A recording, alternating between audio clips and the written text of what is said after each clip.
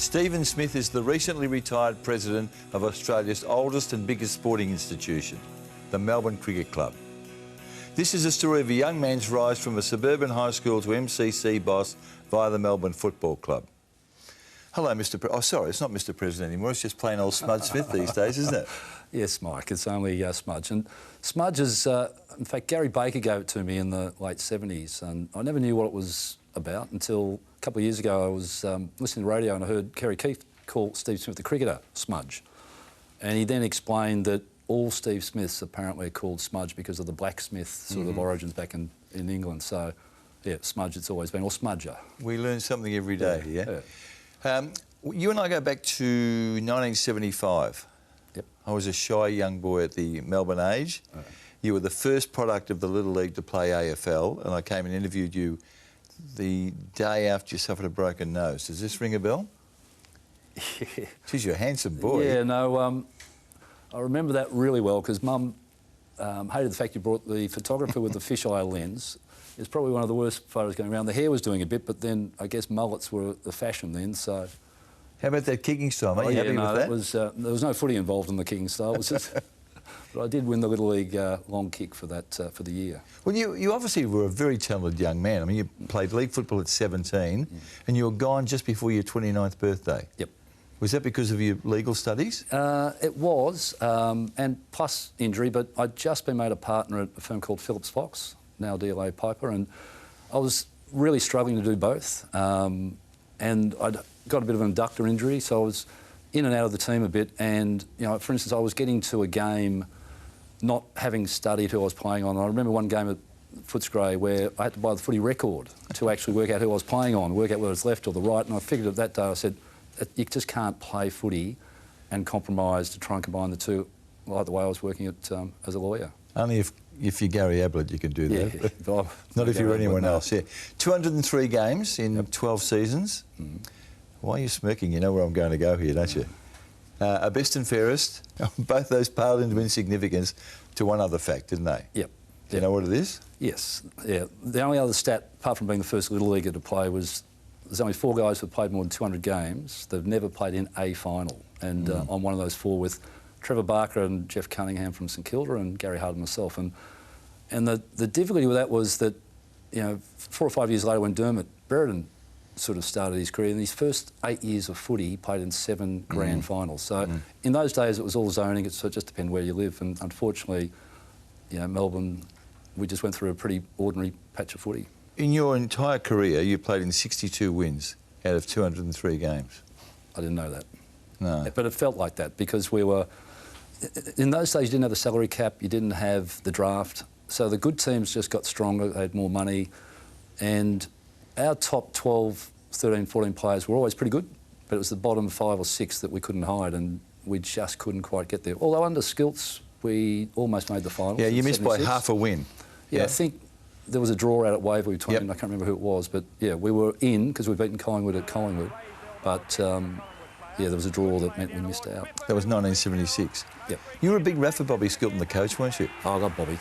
Why? Bobby. What made him? Oh, he's what just appealed to you? He's a beautiful man, and he related to me. And he was my first coach, and he really took me under his wing and encouraged me. And I just thought he was, you know, he's just a great man. Look, he looks pretty rugged there, doesn't he? Yeah. Oh, even when he was coaching, you know, he stabbed passing left foot, right foot. He's just, he was a freak of a footballer. Yeah. Remember I told you earlier I had a stat that I just couldn't wait to lay out in front of you. Melbourne played Hawthorn 20 times in your career.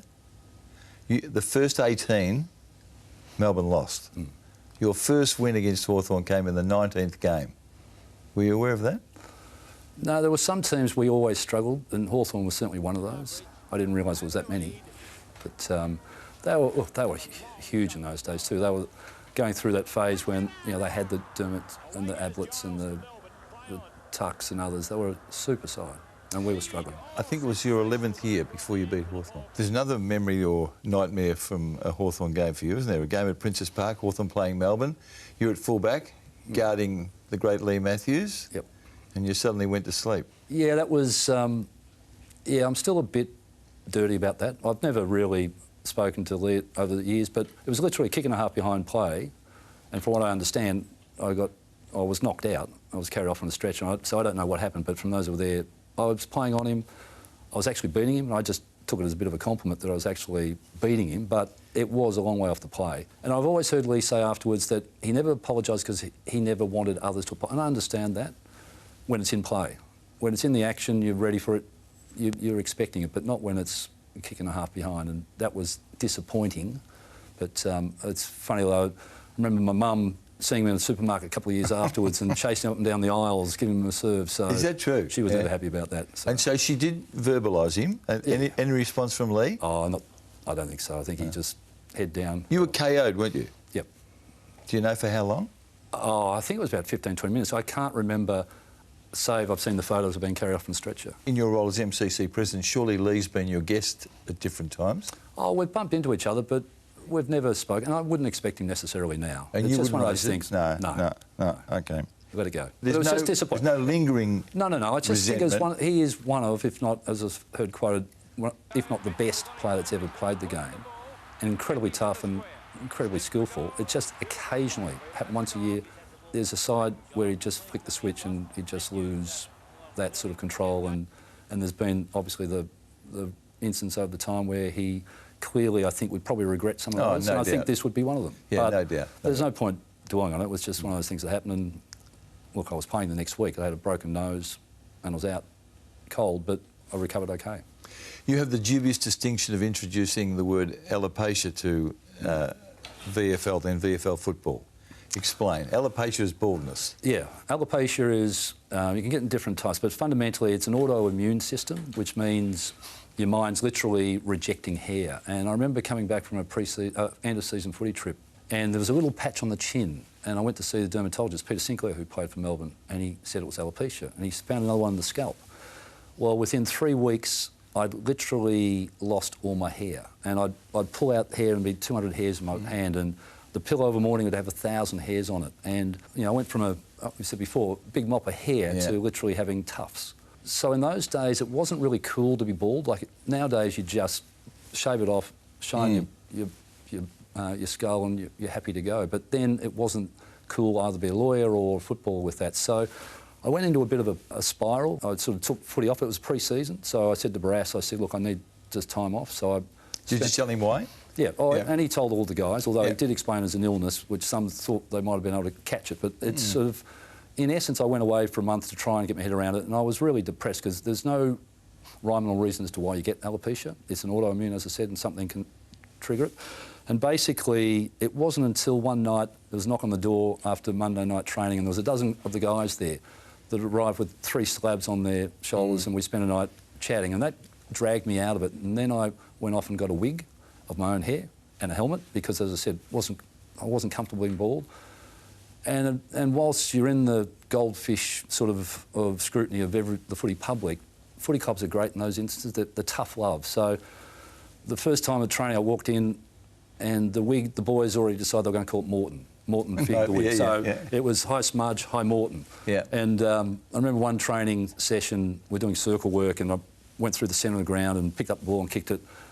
And all of a sudden, all the boys were on their knees, you know, belly laughing. And I look around, there's Morton in the centre circle, bolt upright with the headband which I used to wear on. So Morton was having a break. So it was always through the tough love, it sort of got me through it. Unfortunately, through cortisone and the hair regrew. So no known cause for your... No, my grandmother had it when she was about the same age, but there are some... Mill Hanna came along 5, 10 years later and played with, you know, the bald chrome, and he has totalis, which means it doesn't grow back. So there's plenty of people around that have got it. How long between the start of the alopecia and when it was ended? Oh, look, it never really ended for about 4 or 5 years. It took 9 months to regrow. And even now, you know, there's a patch here and a patch there. You don't take it for granted, but it's just one of those things that sometimes it's hereditary, sometimes it's stress, but mine, I think, was more hereditary because the stress hadn't changed. Did you wear a helmet to keep the wig on? Yep, that was pretty much it. And I only had a problem with a couple of the full forwards, BT and Jacko, who tried to rip it off all the time, but the other boys were pretty protective as well, so we got through that. So I was going to ask you about the attitude of opposition players. Yeah. It's a very sensitive thing, or it was then, wasn't it? Yeah, it was. And what did BT do? Oh no, they were just trying to get into me by trying to rip the helmet off and sort of embarrass me, but that's okay. That was So they all knew, it was a known fact well, it was in footy circles. Bruce Matthews did an article because I felt it was better to have it out in the open than not. So he did an article on it and explained what it was. You played with some pretty good players, despite the fact that Melbourne had such a lean time in your career. Robbie Flower, Gerard Healy, Peter Moore, lots of Peter Giles, lots of blokes' names come to mind. Who did you enjoy most watching? Every Melbourne supporter, I think that's all they came to watch was Robbie Flower. Chilwell was just a freak. He was skinny, a little hunched, had to wear the Coca-Cola glasses because he couldn't quite see. He could never bench press pre-season. You'd often see him in the gym he couldn't get the weights off his chest. We had to help him get off he had no strength, but he almost had another sense when he was out there, the ability to avoid being tackled, to just the beauty, the grace of him across the pack to take a mark and to weave and avoid being tackled. He was just fantastic. You know, full forward, or centre forward when I was playing, I used to watch him with awe. Yeah. He was just fantastic.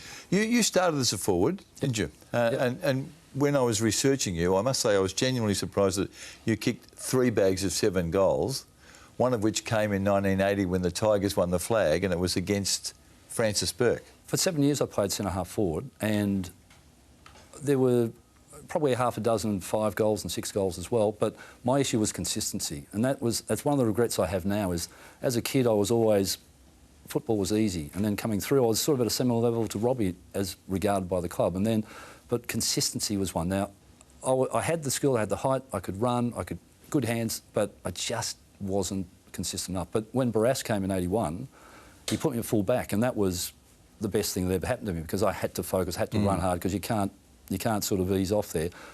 And in the first year, I won the best and fairest. But ball was up your end a bit that year.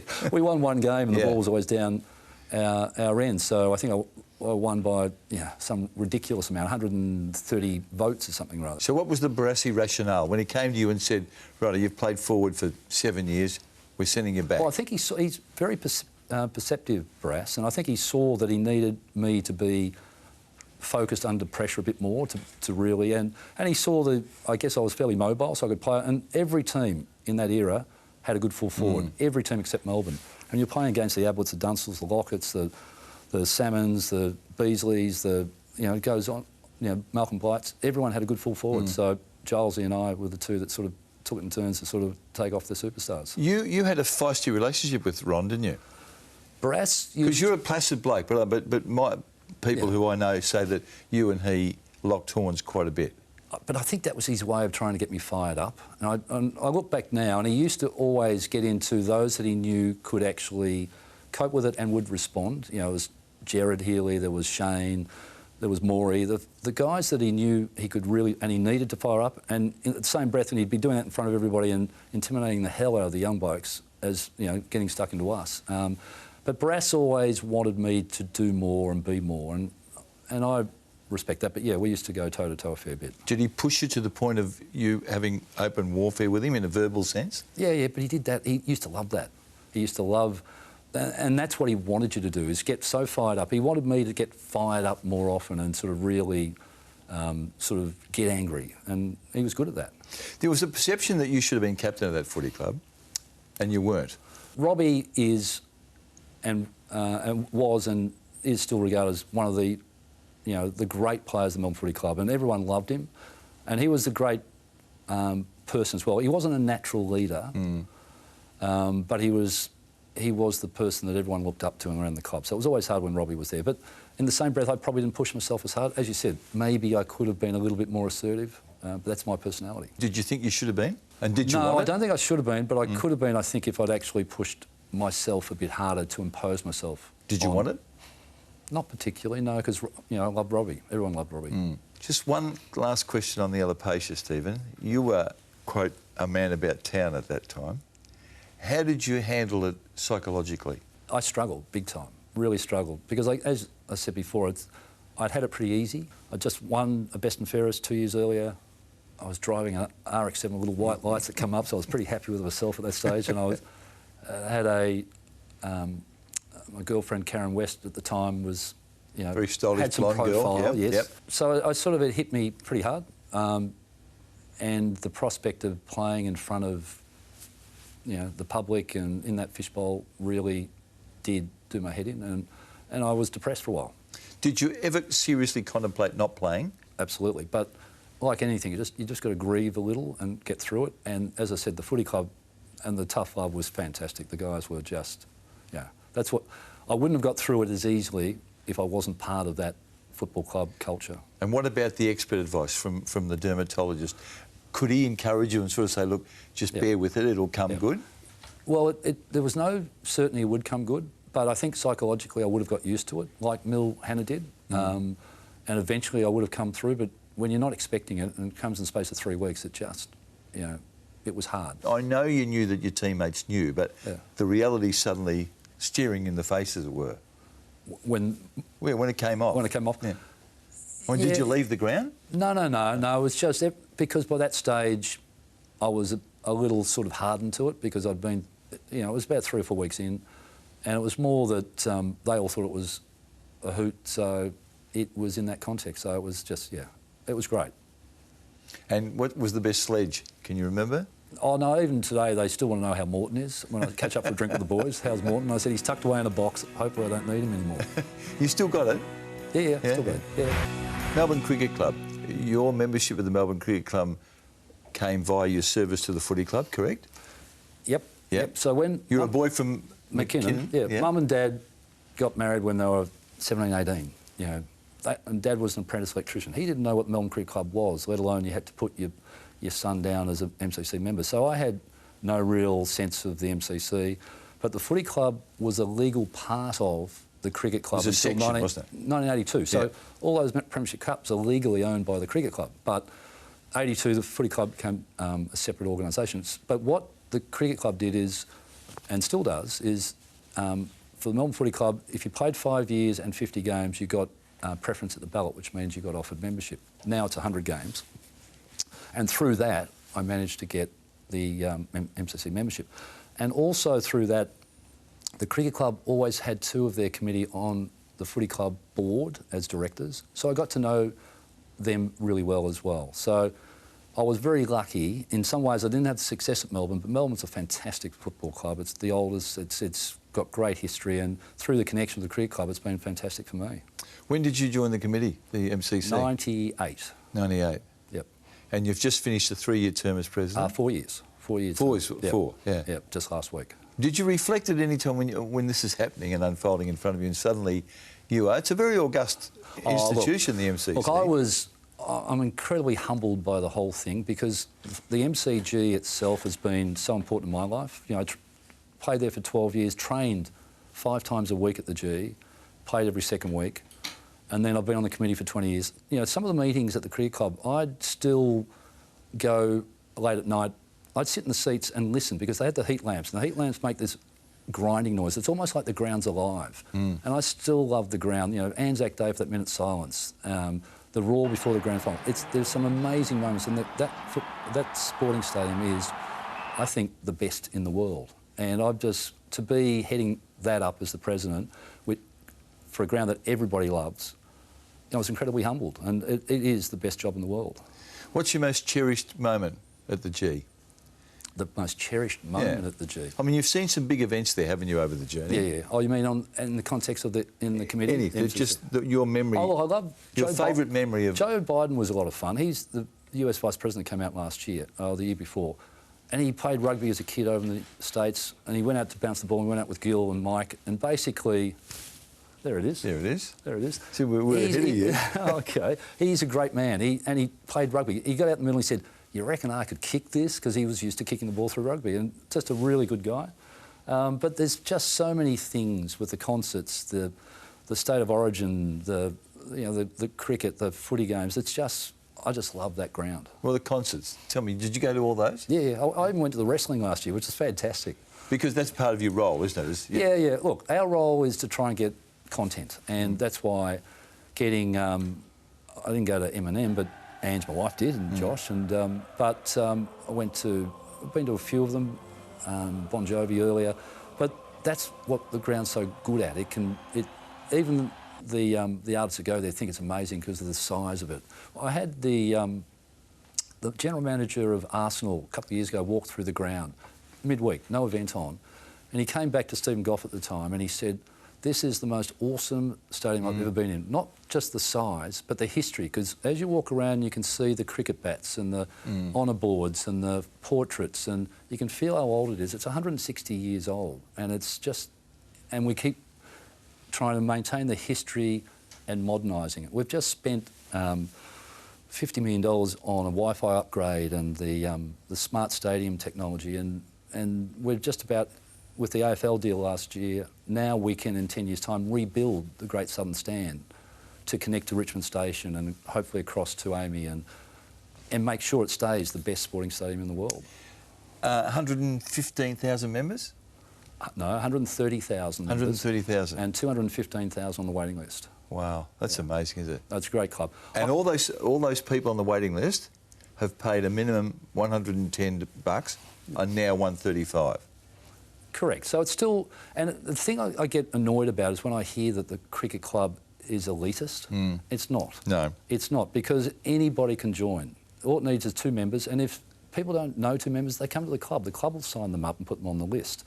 And we introduced a new category of membership 4 years ago now, to open it up a bit. So provisional members, they can't come to the blockbusters, but they can come to the other 41 games of the year, and it's keeping it at the waiting list about 20 years, which is okay. That's okay. Wow. But you know that waiting list, when the nomination fees are now 135, right? You multiply that by 200,000, it's $22.5 million.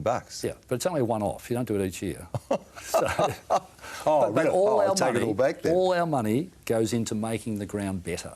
So we're not for profit. So my role is always honorary. Every committee member's honorary. It's all about putting money back. That's why we can spend the money we can and making sure the MCG is the best going around. How much money would the MCG generate in a year? Oh, it has a turnover around about 150 million. 150 mil. It's a significant business, but it's got such a diversity of roles, because we are the ground manager of the ground, and have been.